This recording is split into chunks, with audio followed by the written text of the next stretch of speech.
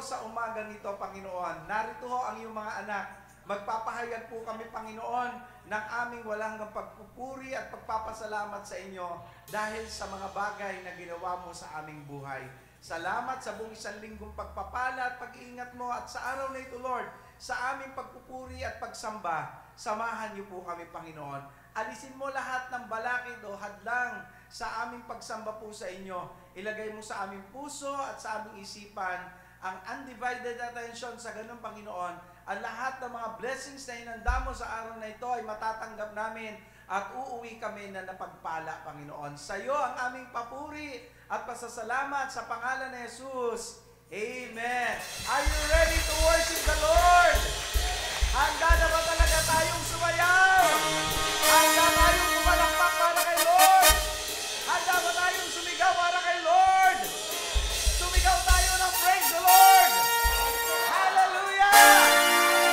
Let us shout glory to God! Come on, let's lift up!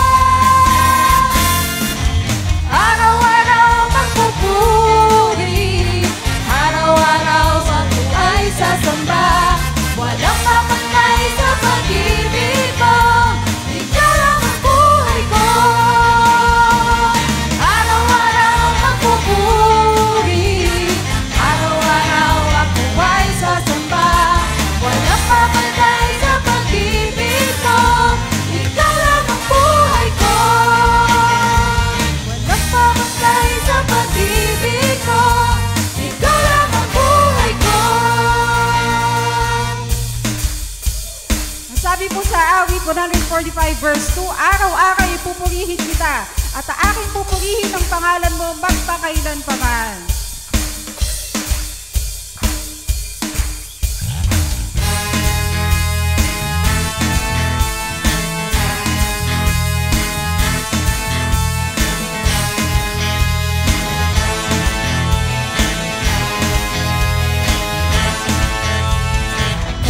Gandang pagmasdan tayo nag-aawitan. Pumapasok sa tahanan yan, may kagalakan.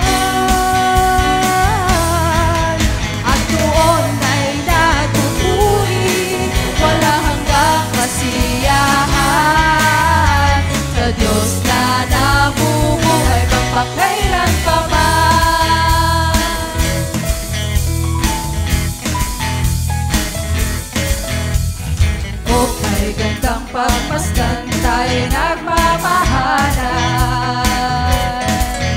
Nananahan sa pag-ibig niya, sadyang wagas.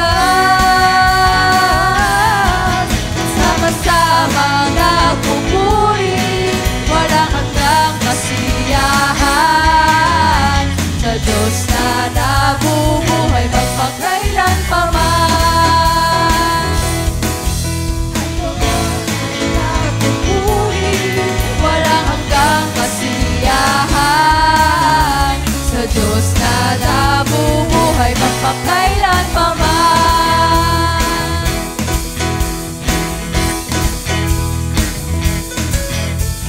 Sabang nagpupuri, walang hanggang kasiyahan. Sa Diyos na nabubuhay magpakailan pa man.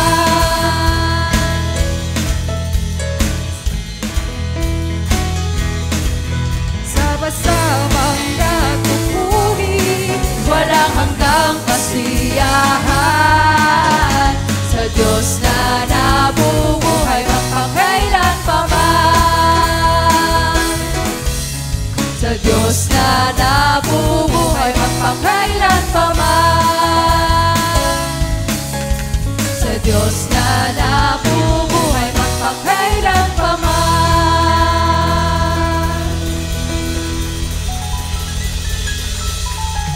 Amen. Tunay po na napakasarap magpuri sa ating Panginoon. Tama po ba? Yan, hilingin po natin yung presensya ni Lord ngayon na siya lamang po ang ating isipin. Huwag po yung mga nakaraan nating problema, wala po yung mga stress na mararanasan natin. Huwag po tayong mag-overthink, but we focus our hearts, our mind sa presensya lang po na ating Panginoon.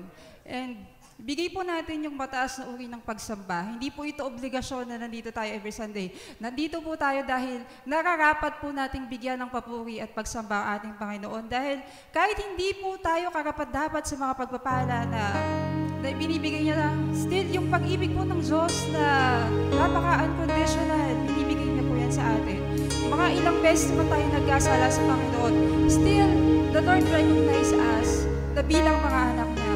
Ngayon po, gamitin natin yung ating boses, ang ating puso, ang ating isip, ang ating mga kamay para awitan ng ating Panginoon. Itaas po natin yung boses hanggang sa marinig ng Panginoon at mapasaya natin siya.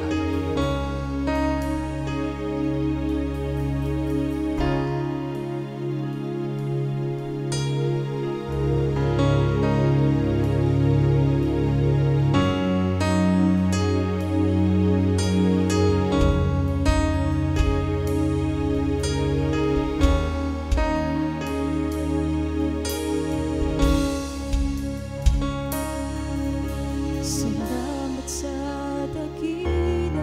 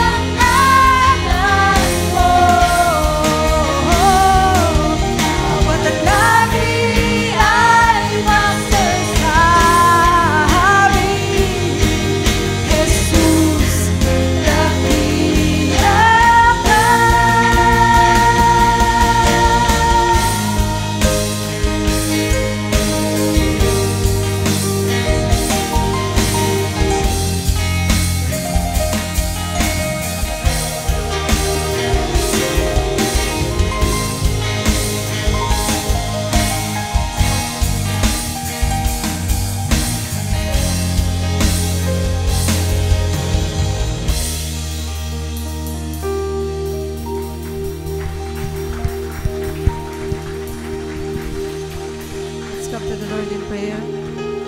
Lord, magandang umaga po sa inyo. Maraming salamat po, Panginoon, sa panibagong bukas na binigay mo sa amin na nakakahulugan na bagong pag-asa, Panginoon, para sa aming lahat.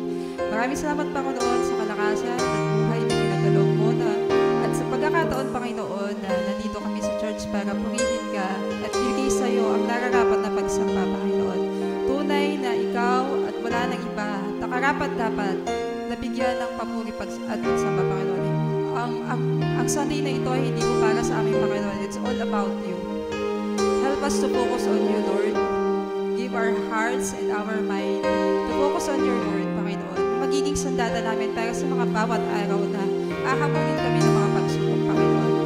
Lahat ng bagay na mangyayari sa buhay namin, Panginoon, we know that it's in your will, Panginoon. Alam namin sa bawat laban ng buhay na meron kami, you are always holding our hand, Panginoon. Hindi mo kami iiwan, Lord, and mananahan kami sa iyo, Panginoon. Bibigay namin ang buong tiwala namin sa iyo, Panginoon, na hindi mo kami iiwan, Panginoon. Hindi namin kaya ang buhay, Panginoon, pag wala ka. At nagpapasalamat kami, Panginoon, dahil nandito kami, Panginoon, pakilala ka namin, Panginoon. Isang malaking pribilehiyo, isang malaking karangalan, Panginoon, na nandito kami at nagpupuri at nagpapasalamat sa iyo, Panginoon. At binibigyan ka ng pinakamataas na papuri at pagsamba na kaya aming bigay, Panginoon. Higit sa mga salita na namumutawi sa labi namin, Panginoon, ang puso namin, Panginoon, ay punong-puno ng pagsasalamat, Lord, sa lahat ng mga biyaya, Panginoon. Maraming salamat po, Panginoon. At sana po, Panginoon, lahat ng matututunan namin sa araw na ito ay patuloy namin may apply sa buhay namin. At para, Panginoon, lumakad kami na katulad ng sayo, Panginoon, na maging karapat-dapat kami sa harapan mo, Panginoon, at tumanggap ng mga pagpapala, Panginoon. Maraming salamat po, Panginoon. Ang lahat ng ito po ay iniiwan ko sa pangalan ni Jesus. Amen.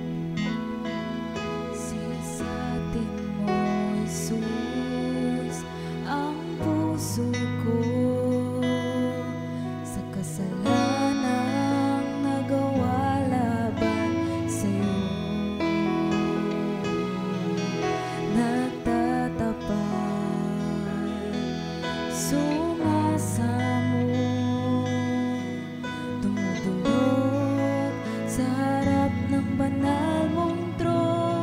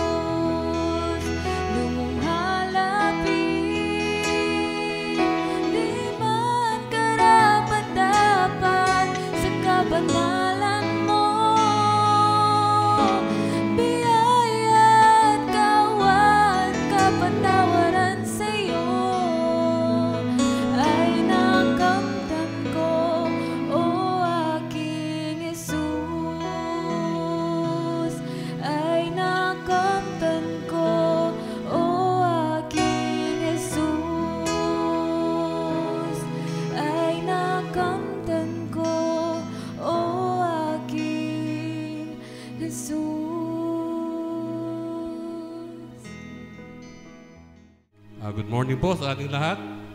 Isang mapagpalang umaga po. Tayo muli ay dadako sa ating banal na hapunan. At tulad ng dati ay ating ihanda ang ating mga sarili bago tayo tumanggap ng simbolo ng katawan ng dugo ng ating Panginoon. So paano ba natin ihanda ang ating sarili, mga kapatid? So nandito po ang mga paalaala ng ating Panginoon. Una,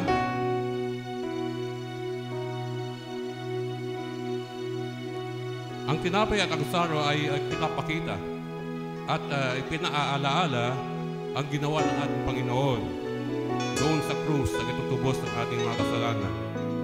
Ang tinapay ay kadarawan ng kanyang katawan at ang saro ay ang kanyang dugo. So, nais ng Diyos Ama na alalahanin natin ang ating Panginoon Jesus. Pangalawa, sinabi ni Apostol Pablo na siyasatin ang ating sarili bago kumain ng tinapay at uminom sa kopa. Sapagkat ang sino mang kumakain at umiinom at hindi nararapat ay kahatulan sa kanyang sarili. So kayo ba ay naniniwala sa ating Panginoon? Amen? Pinagsisihan nyo na ba ang inyong mga kasalanan?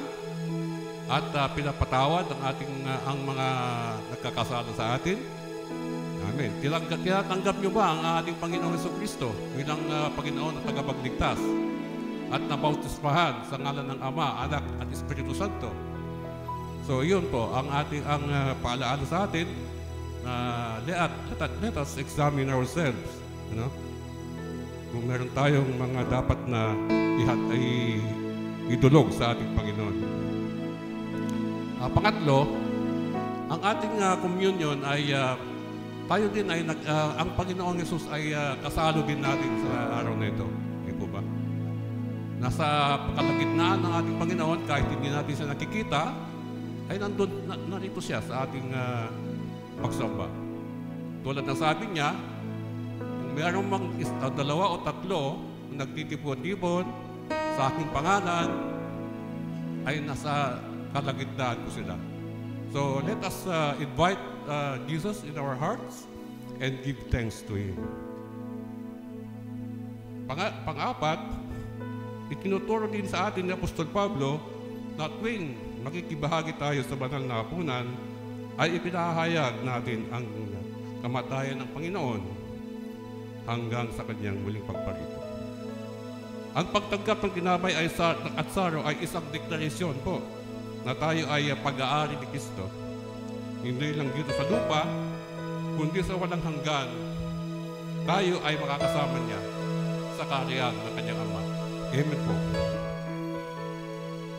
So, tayo po lahat ay tumungo at tayo manalangin sa ating Panginoon.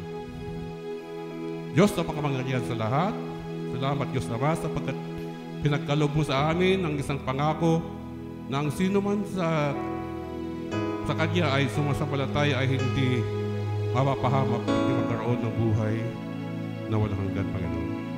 Salamat po at narito ang isang alaala, dakila at walang katulad na pinagkaloob mo, na pinagkaloob ng iyong anak, na si Jesus, ang kanyang buhay na sa pamamagitan ng kanyang dugo na nabuhos sa krus sa bundok ng Kalbaryo, kami ay nalinis mula sa aming kasalanan. Salamat po Diyos Ama sa iyong banal at dakilang pag-ibig sa bawat isa na narito. At kami ay sama-samang dumadalangin na mahiling ng kapatawaran ng aming mga kasalanan upang kami po ay maging karapat-dapat na tumanggap ng iyong mga pagpapala. Panginoon, pagpalain mo po ang simbolo ng katawan at dugo ng aming Panginoong Jesucristo upang ito ay isang mapagpala din po kami na tumatanggap sa mga ito. Maraming pong salamat sa iyong dakilang pag-ibig, Panginoon. At ito ay aming inabalik ng may papuri at pasasalamat sa pangalan ng aming Panginoon Jesus. Amen. Sa Matthew chapter 26, verses 26 to 29, ganito sinasabi, habang sila'y kumakain, dumampot si Jesus ng tinapay at matapos na magpasalamat sa Diyos, ay pinaghati-hati niya yun, binigay sa mga alagad at sinabi, Kunin niyo ito at kanin, ito ang aking katawan. Sabay-sabay natin kainin ng tinapay. Pagkatapos dumambot siya ng kopa, nagpasalamat sa Diyos at ibinigay iyon sa kanila. Sinabi niya, "Minom kayong lahat nito, sapagkat ito ang aking dugo. Pinagtibay nito ang tipan ng Diyos. Ang aking dugo ay mabubuhos para sa kapatawaran ng kasalanan ng marami." Sabay-sabay nating inumin ng saro. Sinasabi ko sa inyo, hindi na ako iinom ng itong alak na mula sa ubas hanggang sa araw na ako'y muling uminom nito na kasalo ninyo sa karihan ng aking Ama. Pagpalain po tayo lahat ng Panginoon at purihin ng Diyos. Good morning po sa ating lahat, mga kapatid. Dito naman po, lahat tayo, mga Kristiyano na, di ba? Okay, 100%. Okay, so, I believe, naniniwala ako sa buong puso ko na lahat tayo ay meron mga Bibles. Correct? Mapa, electronic Bible yan or physical Bible, meron po tayo. Dapat po, mandatory po yan bilang isang Kristiyano po. Kasi ang Bible po, napakagandang libro po nito. Very comprehensive po. Lahat ng aspeto ng buhay po natin na pag-uusama po sa Bible. Maparelasyon po yan, mapapagkaibigan, mapa sa trabaho, mapa sa anong bagay po. Na-discuss po yan sa Bible. Yan sinasabi natin, Bible is a book of life and is our, sabihin natin, instructional manual po sa buhay po natin. Pero other than that, katulad na sinabi ko, na pinag-uusapan po sa Bible, lahat ng aspeto ng buhay po natin, ang finances din po na pag-uusapan din po sa Bible. Ang kagandahan po sa Bible kasi, personal finance po pinag-uusapan dito. Individual po, para po sa atin lahat, sakop po sa atin lahat yan. Now, kasi sa Bible po, kahit ang Panginoong Hesus po natin, pinag-usapan dito ay madalas ang pera. Ang finances po tsaka possession po. Sabi nga po dito, ayon sa pag-aaral po, about 16 out of the 38 parables were concerned with how to handle money and finances po. Now, sabi rin po, in the gospel, an amazing 1 out of 10 verses or 288 in all deals directly with the subject of money, pera. Now, sabi din po, sa Bible, offers 500 verses on prayer, less than 500 verses on faith, but more than 2,000 verses on possession. So, umiikot po doon, either money or sa possession po. Bakit? Kasi po, ang pera at possession po, napakagandang pang-akit po sa atin, bawat tao, para malayo tayo sa presensya po ng Panginoon Diyos. Ino-offeran tayo ng mundo napakalaking pera para i-compromise ang faith natin. Yung pagsamba natin paglingkod, nako-compromise dahil din po sa pera. Kasi sabi nga dito, pero wag po, linawin lang po natin ang pera po ay hindi po makasalanan. Katulad sinabi sa 1 Timothy 6:10, sinabi dito, the love of money is the root of all kinds of evils. Ang pagmamahal sa pera. Ang pera per se, hindi masama. It is a tool to bless other people and to bless us. Pero pag sobrang mong tinatangi ang pera, iba na pong usapan yan. Kasi sa Bible din po, meron tayong sinasabing personal finance pinag-uusapan dyan. Sinabi sa Proverbs 21:20, the wise store up choice food and olive oil, but fools gulp theirs down. Anong ibig sabihin doon? Ini-encourage po ang bawat isa sa atin na mag-practice ng savings at stewardship po. Ang pagtatabi at ang pagmamanage po ng pera natin. Sabi dito, we have to be wise with our resources. Huwag tayo, pagkaroon tayo ng pera, is gastos agad po natin. Yung sinasabi nating YOLO, or you only live once, mga ganung bagay po. Hindi po. Pag meron tayong kinita, magsubi tayo, ilagay natin iba sa investment, at syempre, huwag natin kakalimutan si Lord po. Ang sinabi naman dito sa Proverbs 3:9-10, Honor the Lord with your wealth and with your first fruits of all your produce. And your barns will be filled with plenty, and your vats will be bursting with wine. Napakaganda po din paalala po sa atin to. Yung pag-honor po natin kay Lord ng ating finances.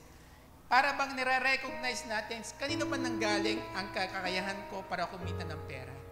Kay Lord galing po lahat yan. Yan talino mo, talento mo, kakayahan mo, hitsura natin, galing kay Lord yan. I-recognize natin siya, ibigay natin ang nararapat sa Kanya. Ngayong umaga po to, narito tayo ngayon, hindi lang para mag-worship through our voices, para makinig ng salita, kundi mag-worship din tayo through our offering po.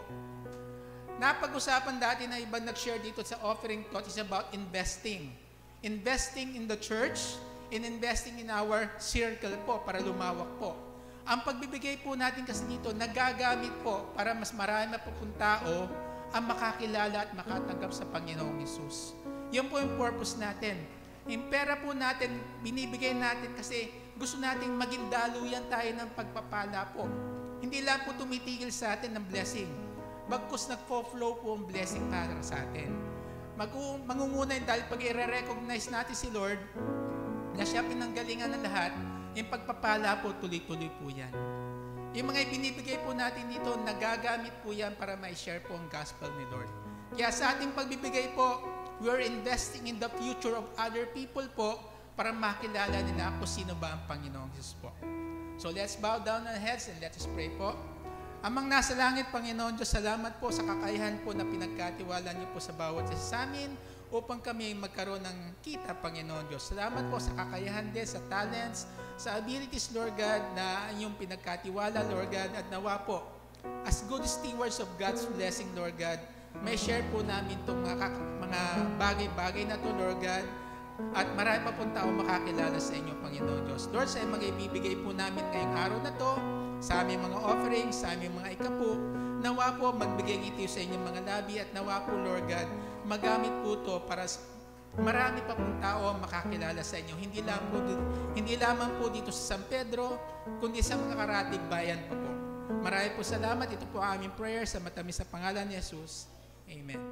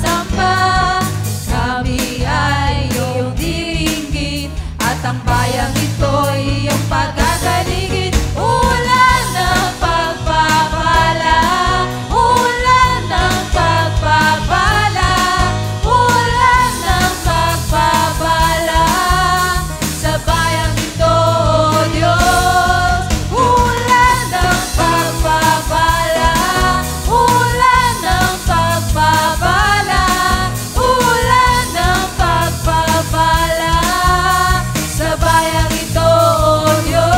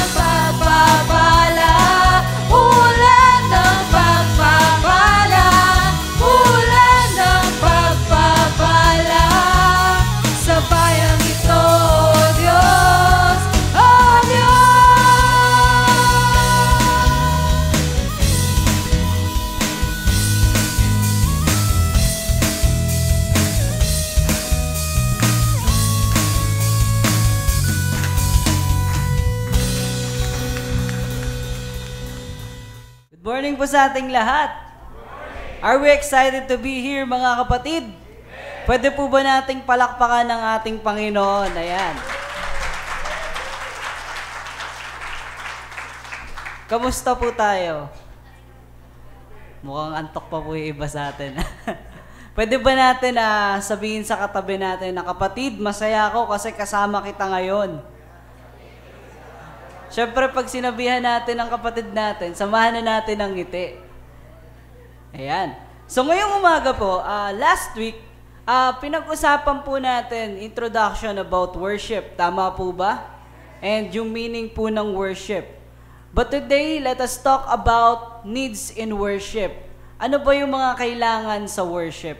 But before we discuss it, tumayo po muna tayong lahat.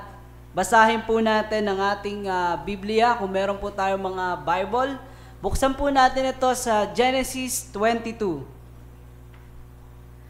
Ang sabi po dito, sometime later, God tested Abraham. He said to him, Abraham, here I am, he replied. Then God said, take your son, your only son, whom you love, Isaac, and go to the region of Moriah. Sacrifice him there as a burnt offering on a mountain I will show you. Verse 3, early the next morning, Abraham got up and loaded his donkey. He took with him 2 of his servants and his son Isaac. When he had cut enough wood for the burnt offering, he set out for the place God had told him about. On the 3rd day, Abraham looked up and saw the place in the distance.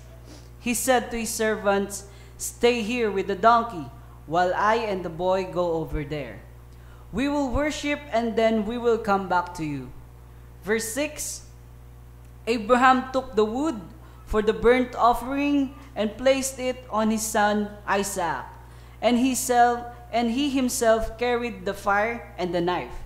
As the 2 of them went on together, Isaac spoke up and said to his father, Abraham. Yes, my son, Abraham replied. The fire and wood are here, Isaac said. But where is the lamb for the burnt offering? Verse 8, Abraham answered, God himself will provide the lamb for the burnt offering, my son. And the 2 of them went on together. Verse 9, when they reached the place God had told him, Abraham built an altar there and arranged the wood on it. He bound his son Isaac and laid him on the altar, on top of the wood. Verse 10, then he reached out his hand and took the knife to slay his son. But the angel of the Lord called out to him from heaven, Abraham, Abraham, he said, here I am. Do not lay a hand on the boy, he said. Do not do anything to him. Now I know that you fear God, because you have not withheld from me your son, your only son. Abraham looked up, and there in a thicket he saw a ram, caught by its horns.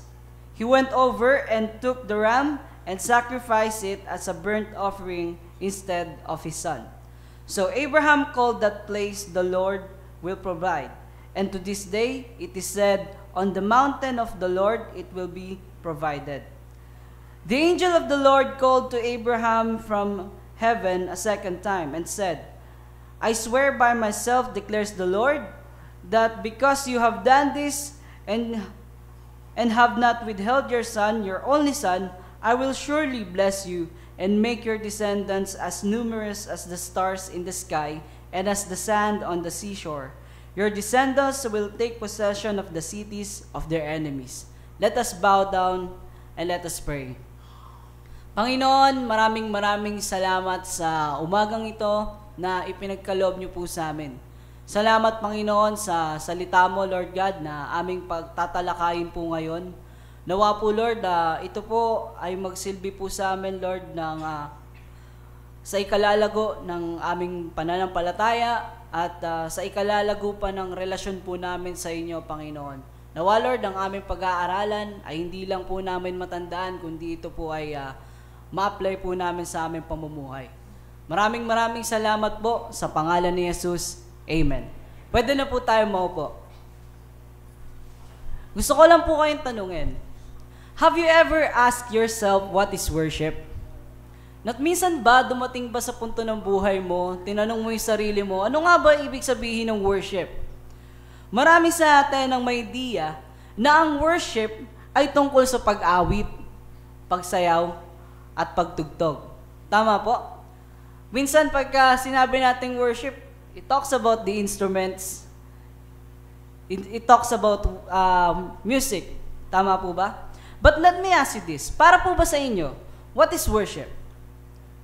Before we begin to look at the subject of worship, we need to know what is meant by the word worship. So sa mga naka-attend po last week, and ito rin po ay para sa mga hindi po naka-attend nung nakaraan, i-discuss po natin, looking back, the meaning of worship.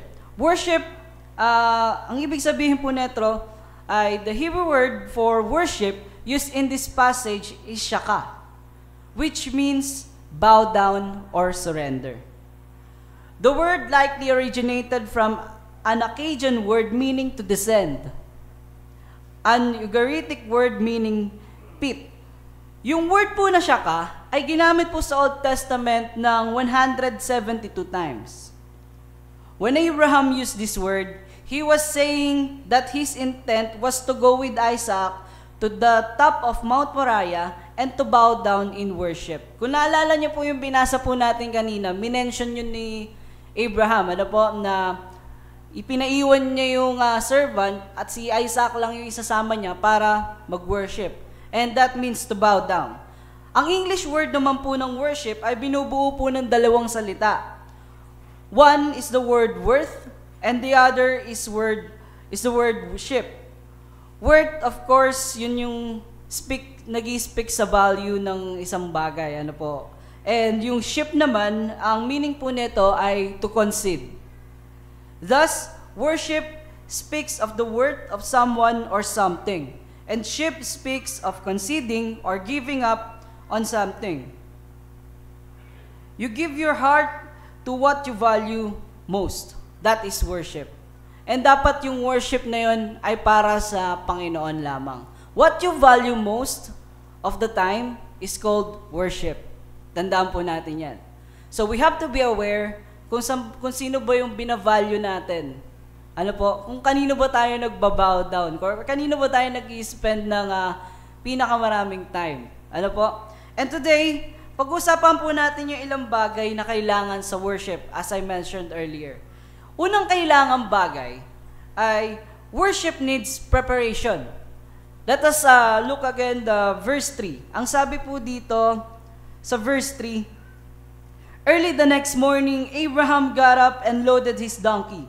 He took with him his two of his servants and his son Isaac. When he had cut enough wood for the burnt offering, he set out for the place God had told him about. Makikita po natin dito sa verse 3 na kung paano po hinanda ni Abraham ang sarili niya at ang lugar kung saan sila mag-worship kay God. His heart is prepared and so his physical body. Number 1 na kailangan sa worship is preparation. Ang tanong po, tayo po bang mga anak ng Diyos, hinahanda po ba natin ang ating sarili bago tayo pumunta dito sa simbahan? Talaga po? Maganda po kung ganon. Maging kagaya po tayo ni Abraham na hinahanda yung physical natin. Hindi lang yung physical, hindi lang yung itsura, but most of all yung heart. Ano po?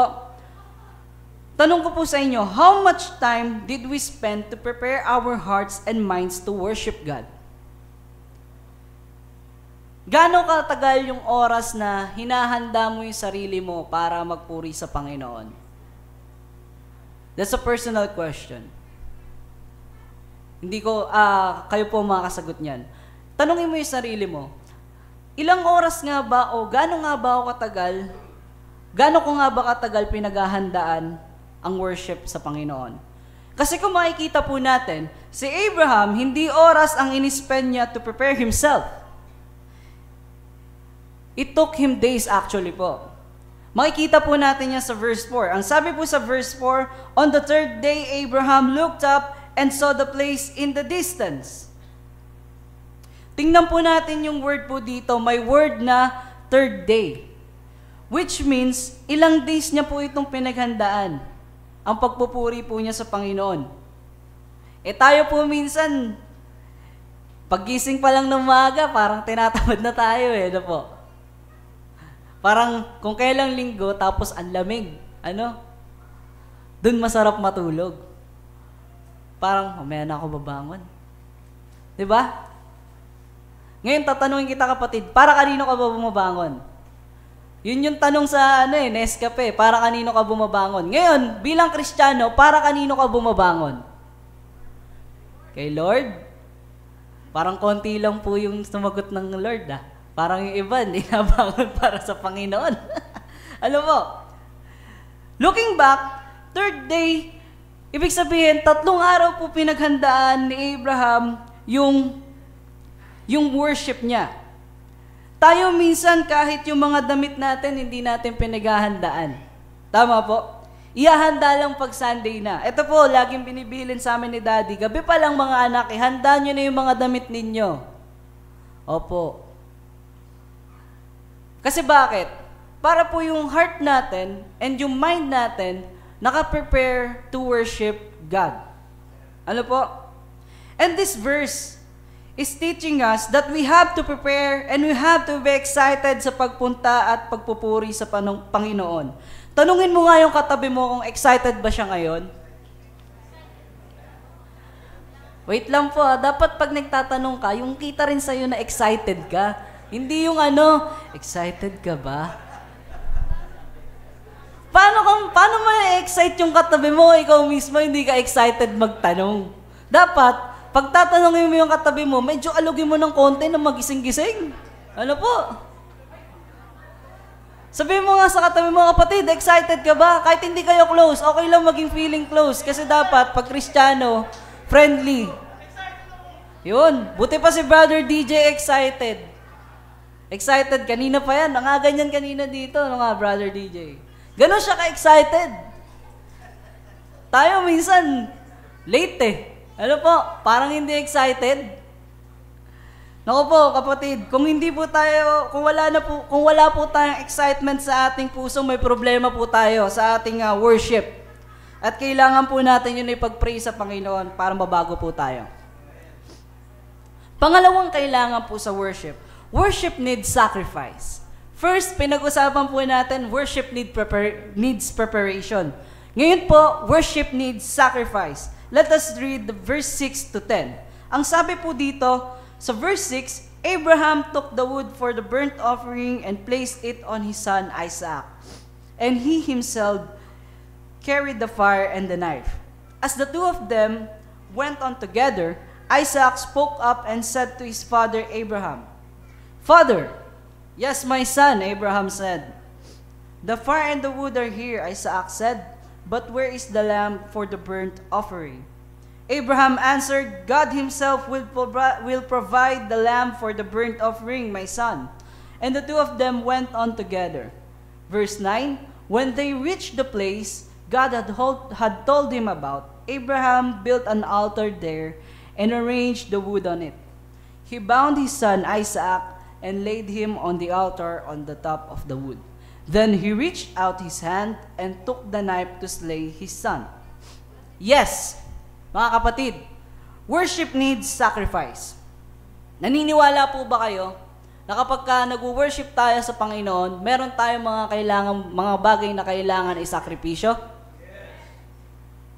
If we want to worship God, we have to sacrifice the things that we have in order to worship Him.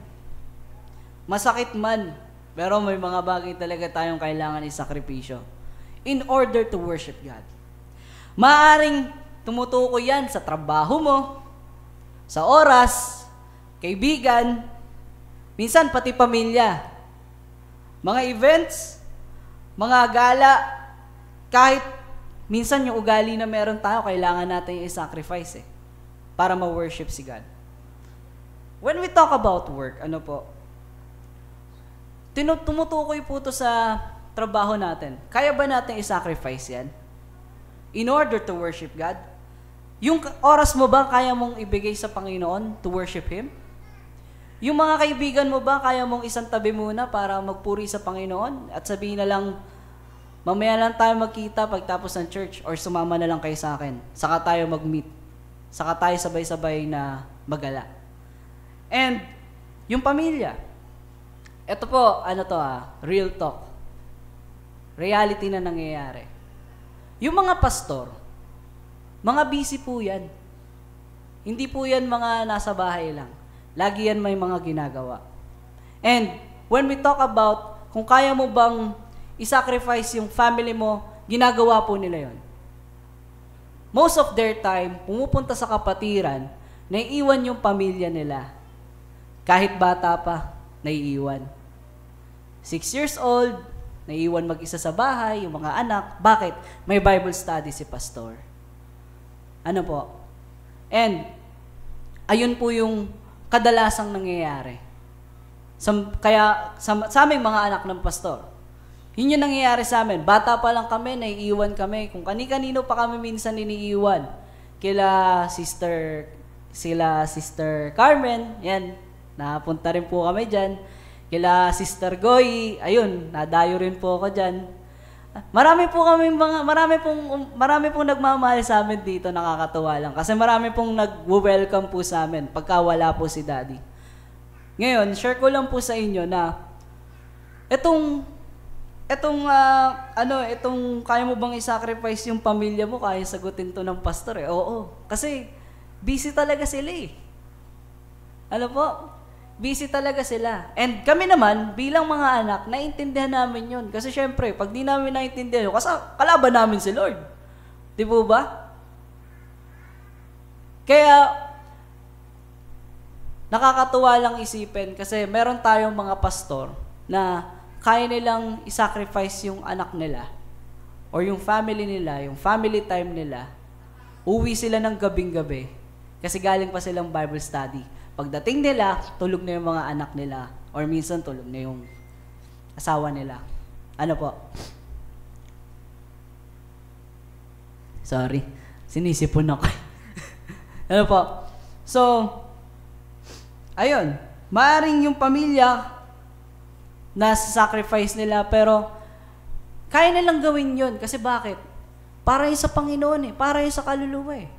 Ikaw kapatid, anong kaya mong isakripisyo?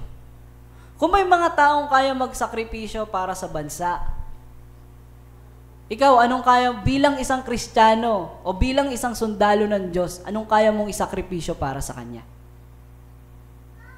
Tanungin ko po kayo, mahirap po bang isacrifice ang mga bagay na meron tayo para sumamba sa Panginoon?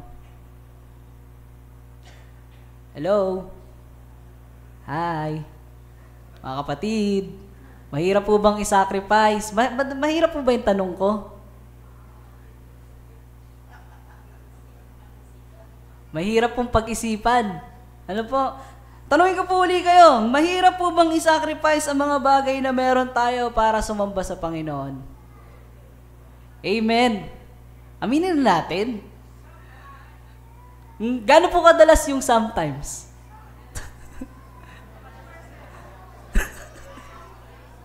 Di mo ba? Yun, tama yung sagot ni Brother DJ, minsan everyday. Ano? Totoo po yun eh. Mahirap.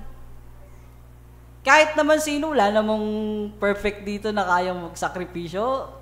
Perfect na masasacrifice mo lahat ng meron ka para lang sumamba sa Panginoon. Mahirap po yun. Ano po? Minsan, dahil po sa hirap, minsan kahit yung relationship, kailangan i-sacrifice yan. Lalo na kapag kalaban yan si Lord. Lalo na sa mga kabataan natin dyan. Ano?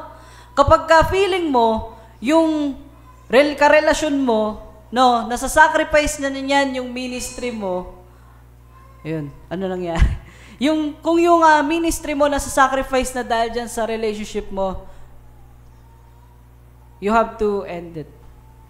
Kalabanan yan si Lord. Or, teach yourselves na i-manage yung relationship mo na maging center ng relationship nyo si Lord. Masakit man, pero kailangan isakripisyo eh. Lalo na kapag kakaagaw na niyan yung attention mo at commitment mo sa Panginoon, sometimes we have to sacrifice that relationship. Alam niyo po ba, meron po akong i-share sa inyo. Si Abraham at si Sarah, matagal na po nilang gustong magkaanak. And nangako si Lord sa kanya noong 75 years old si Abraham. At alam niyo po ba na tinupad yun ni Lord noong 100 years old na po siya? Tapos si Sarah naman po ay 95. Ano pong ibig sabihin? Ang ibig sabihin, Abraham waited for 25 years para magkaroon ng Isaac sa buhay nila. Ganun po katagal. Tapos after nun, biglang sinabi ni Lord na, Abraham, ialay mo sa akin ang anak mo. Gano'ng kahirap yun? Ano po, bilang sa ating mga tao ngayon? Ikaw po, Pastor Jonathan, pag halimbawa, sinabi sa'yo ni Lord na ialay mo si Brother Lester, gagawin niyo po kaya?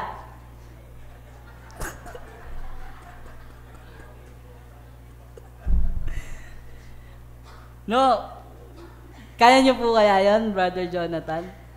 Hirap, ano po? Ganun po talaga eh. Mahirap po talaga. Kung tayo utusan ni Lord ng ganun, papayag ka kaya? Natanungin natin Sister Jem, kasi siya meron siyang baby. Paano pag sinabi ni Lord sa'yo na, Sister Jem, ialay mo sa akin yung anak mo? Hindi, no? Yun ang sagot. Talagang iling. Hindi na, may iling pa, hindi.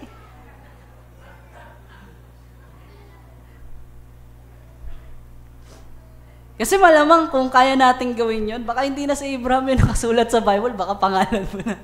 Ikaw yung unang gumawa nun. Pero kidding aside, tingnan po natin yung response ni Abraham po dito.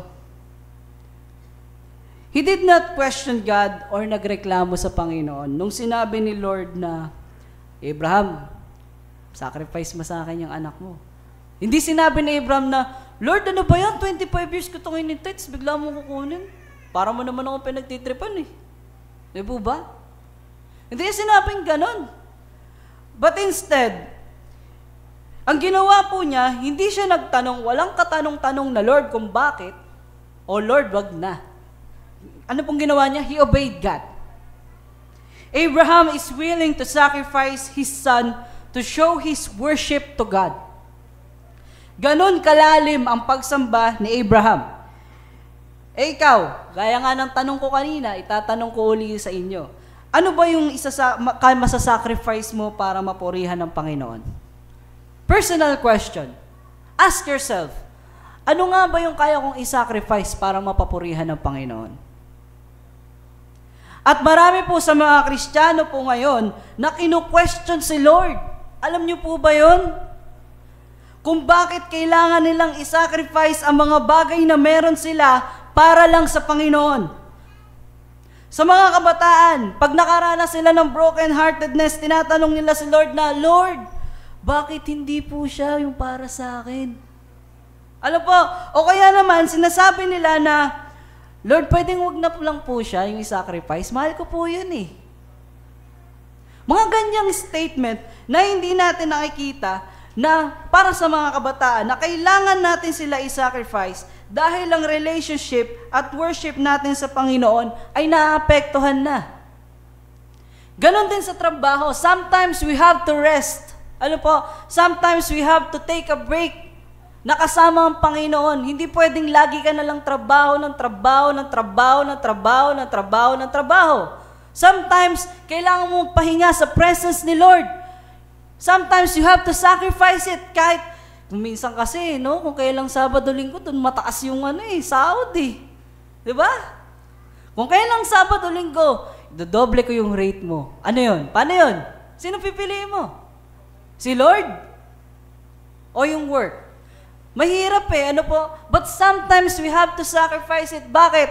Kasi kapatid, masyado ka nang nade-drain at ang gusto ni Lord, magpahinga ka sa presensya niya.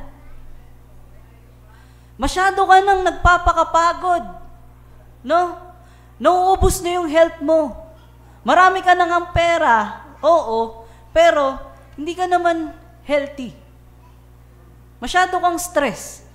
And minsan, we have to sacrifice that. Bakit? Ang gusto ni Lord, maging healthy ka kasi mahal ka niya. Ang gusto ni Lord, hindi ka masyadong ma-stress kasi ayaw ka niya magkaroon ng anxiety and depression.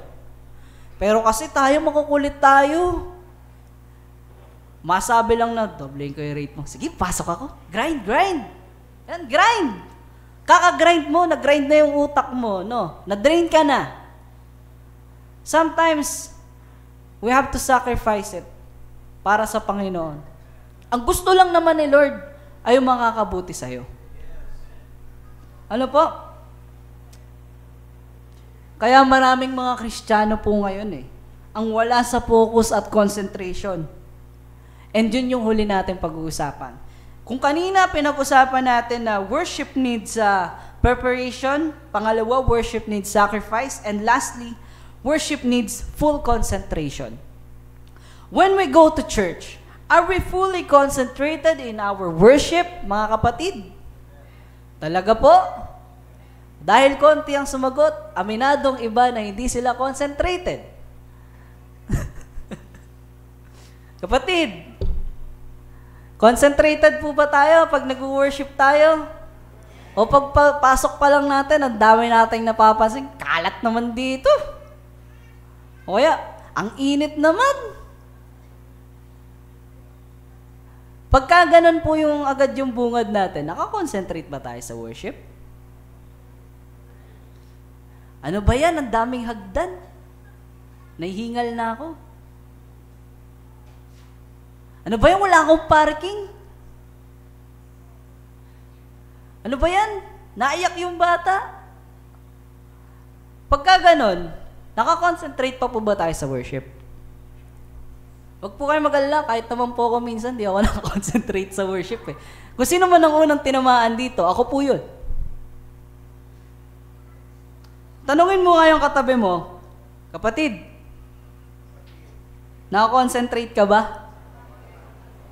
Pag hindi nasagot, sabi mo, hoy gising, kapatid. Nasagot. Takot masabihan ng hoy gising Alam po. Alam niyo po, marami po ang mga Kristiyano ngayon na simbawe na lang. Gaya ng sinasabi ni Pastor. Ano ba yung simbawe? Simba, uwi. Simba, uwi. Kasi bakit po naging simbawe? Hindi kasi nakakonsentrate Kaya walang natututunan. Laging tumitingin sa paligid. Hello, kapatid. Baka marami kang tinitingnan sa paligid, di mo nakikita yung sarili mo. Ang una mo munang titingnan yung sarili mo bago yung iba. Bago yung paligid. Kaya maraming pong uma-attend. Nadidistract kasi wala sa worship ang focus kundi nasa paligid. Andyan yung nakatingala, tumitingin sa paligid, sa kisame, sa pader. Tapos nakita ng sapot ng Ay, ang dumi. Ano ba naman to? Church ba to? Yun agad yung tanong, church ba to? Asa na yung concentration na sinasabi mo, kapatid? Di ba? Pag tingin mo dyan, uy, ba't butas yung kisame? Distracted ka na. Wala na sa worship ang focus mo. Nandun na sa sapot at nandun na sa kisameng butas. Meron namang mga Kristiyano ngayon na ako rin nakaka-relate. Makarinig lang ng iyak ng bata. No? Ayan, ang ingay. Wala na, distracted ka na. Lalo pag umiyak si Ishi, yung anak ni Sister Joby, talaga namang, waaah! Di ba gumaganon Madidistract ka talaga. Ay, anak ni Ishi tuloy. Anak ni Sister Joby na si George. Thanks, Mom. Happy birthday. Ito yung Sister Carol. Napansin yung mali ko. Kasi nakakonsentrate sa message. Ikaw, napansin mo ba? Nagkamali ako? Opo. Di ba, para balik tayo sa message. Di ba po pagka nakarinig tayo ng iyak ng bata, minsan parang nakaka-distract. Tapos, umahano sa tenga mo. Wala na. Hindi ka na wala na. Finish na. Distracted ka na. Sa iyak ng bata. Ito mga kapatid sa example na to. Makaka-relate ako dito. Sobra akong makaka-relate. Sabi ko nga po sa inyo habang ginagawa ko itong message na to, ko yung unang sapul Malamang, hindi lang ako makaka-relate dito, yung mga musicians, yung may alam sa music, yung mga singer, mga music lover, makaka-relate po dito. Yung halimbawa, during worship, biglang pumiyok yung singer, o kaya sumintonado, halimbawa, pinupuri! Wala na, distracted na kami. Kasi bakit? Hindi nakapokus sa worship. At yun yung pinagpe-pray ko, na sana, Lord, tulungan mo ako. Na kahit sumintonado siya, hindi ako matawa. Di nga, promise po. O kaya yung yung uma-adlib yung gitarista, tapos anong nangyari, sumintonado, naku po, Lord. Huwag po sana ako matawa, isipin ko na lang sana, just yun, para hindi mali. Mga ganong bagay. Apektado din po ako dun eh. Talagang mapapayuko ka na lang at mapapasabi ng Lord, sorry po. Ano po?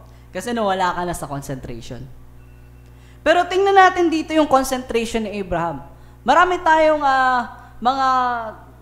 marami sa ating nakarelate kanina sa distraction. Pero ngayon, tingnan naman natin yung level of concentration ni Abraham sa worship niya kay Lord. Let's remember that Abraham took Isaac to the mountain. Once they were on the mountaintop, Abraham prepared the altar, tied up his son, and laid him on the altar. Then Abraham took out the knife and was ready to plunge it into his son. That is according to verse 9 and 10. At noong sasaksakin na ni Abraham yung anak niya para ialay sa Panginoon, bigla siyang pinigilan ng anghel, according to verse 11. Tapos sa verse 12 to 13, ang sabi po dito, may kita natin dito na imbis na si Isaac ang inalay niya, yung inalay niya na lang yung ram, na natrap yung horn. Tama po? Now, imaginein mo yung situation, kapatid. Kung hindi nakakonsentrate si Abraham, there's a possibility na hindi niya marinig ang tinig ng Diyos. At mapatay niya ng tuluyan si Isaac. Tama po? Kung hindi nakakonsentrate nung time na yun si Abraham at dali-dali yung sinaksak niya agad yung anak niya, no? Wala na siyang anak. Sasabihin pala, wala na, di na napigilan ni Lord. Kasi hindi nakakonsentrate eh. Because of his concentration, he heard the voice of God. Concentration in worship keeps our hearts open to God's voice. Baka kaya parang pakiramdam mo, kapatid, walang epekto sa yung message ni Lord. Kasi hindi ka talaga nakakonsentrate. At hindi mo marinig o maintindihan yung mensahe ni Lord sa'yo. Gusto mo bang pumasok ang mensahe ng Diyos sa buhay mo, kapatid? Concentrate in worship. Gusto mo bang may mabago sa buhay mo? Wala, si pastor lang may gusto mo. Na natin tuloy ito. Ayaw nyo pala mabago buhay niya. Si pastor lang may gusto eh. Hindi kayo nakakonsentrate. Kapatid, ito yung pinag-uusapan natin. Oh. Gusto nyo bang may mabago sa buhay nyo? Concentrate in worship. Kaya parang minsan pakiramdam mo, simbawe ka na lang at wala ka nang natutunan eh. Kasi hindi ka talaga nakikinig. Pupunta ka dito sa church. Pag nag-message si pastor, sample, mga kapatid, ikaw, ganito ka. Okay. Diba? May matututunan nga kaya nun, lagi ka naka-cellphone. O kaya pag during worship, doon ka wala. Kasi bakit? Concentration mo na sa RG ka. Rank game. No? Road to Mythic.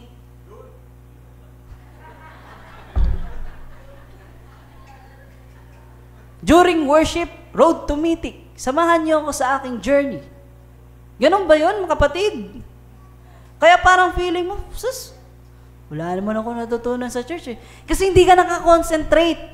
Buksan mo ang mga mata mo at isip mo at tenga mo at makinig ka ng message. And I'm sure, may mababago sa buhay natin. Hindi man kaagad-agad, ang mahalaga pa unti-unti. Kesa naman wala. No?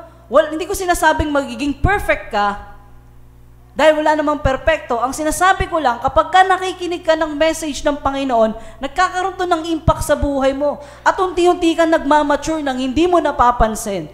Pero kung lagi kang naka-cellphone at hindi ka nakakonsentrate during message, doon ka nagkaganon, ganon, Wala kang matututunan. O kaya during message, dito ka doon ka nakikipag-usap, wala kang matututunan. Kung gusto mo mabago yung buhay mo, concentrate on worship so that you can hear the Lord's message into your heart. Kung gusto mo magkaroon ng progress o lumevel up yung Christian life mo, concentrate in worship. Just as Abraham concentrated on the voice of God. Alam niyo po yung laser? Alam niyo po yung laser, mga kapatid? Ano yung laser? Yun yung di ba? Yung kulay pula o kaya kulay green. Di ba? Bakit ang laser ay powerful at kayang tumunaw ng isang bagay? Kasi meron itong deep concentration.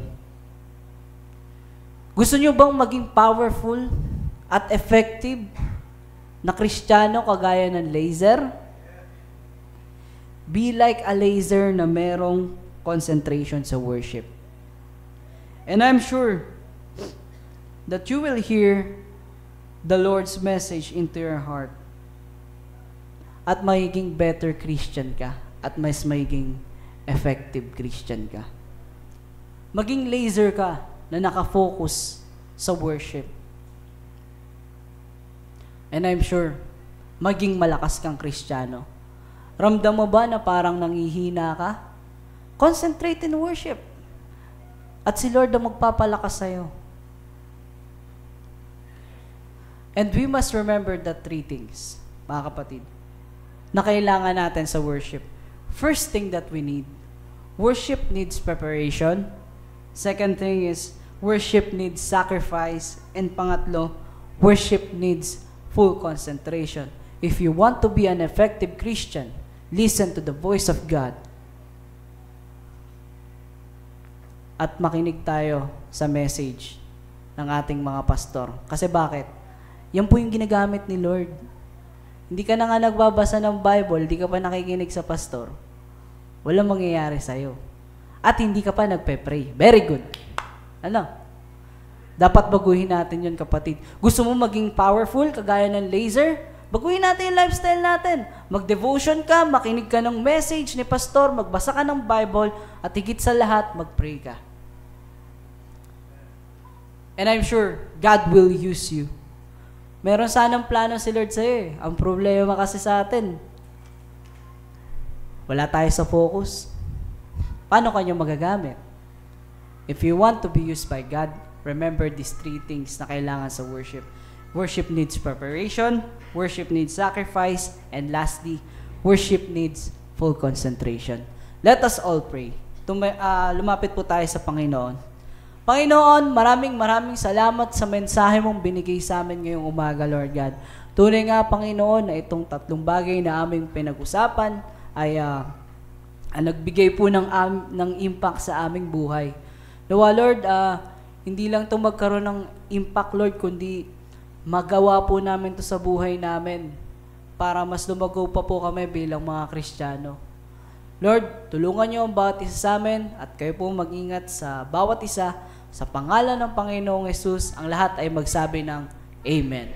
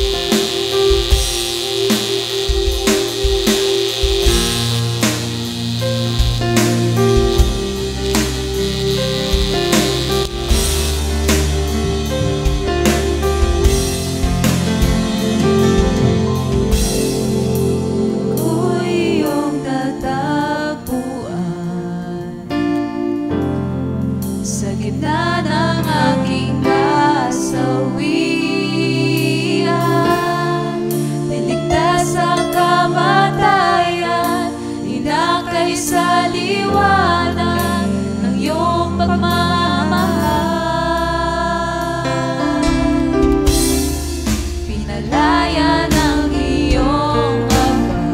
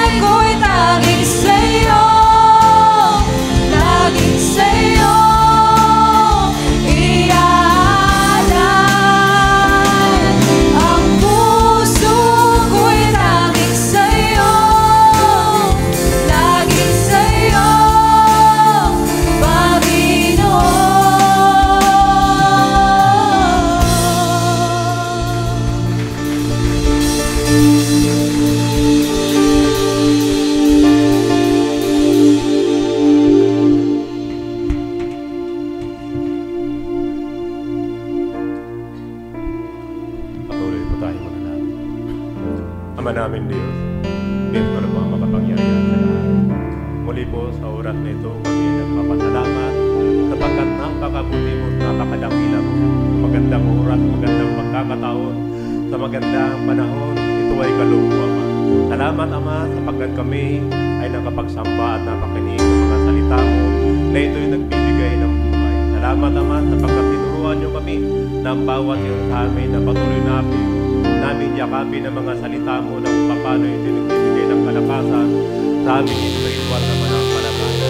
Salamat sa mga salita mo na aming napakinggan sapagkat ito ang daan upang ang lahat ng mga pagsubok na dumarating sa aming buhay araw-araw, ito'y nagiging silbing sandata namin upang ang mga pagsubok na ito'y patuloy namin mapagtagumpayan.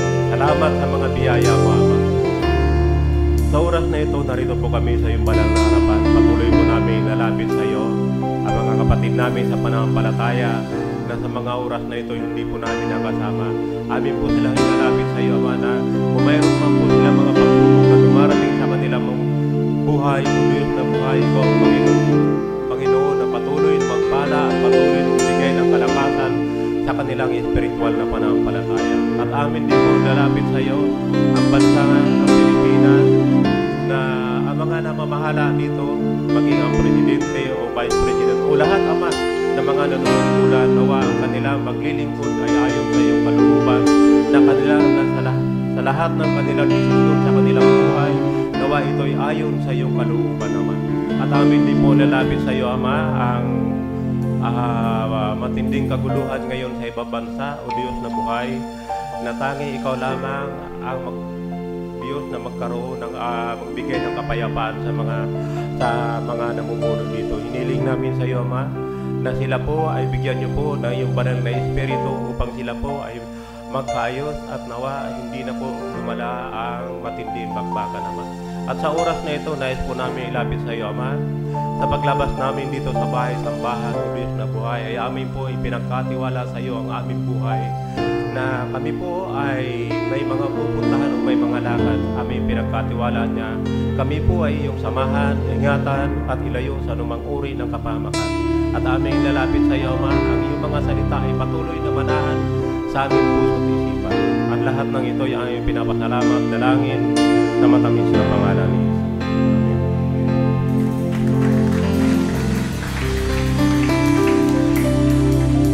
Itaas po natin ang ating mga kamay.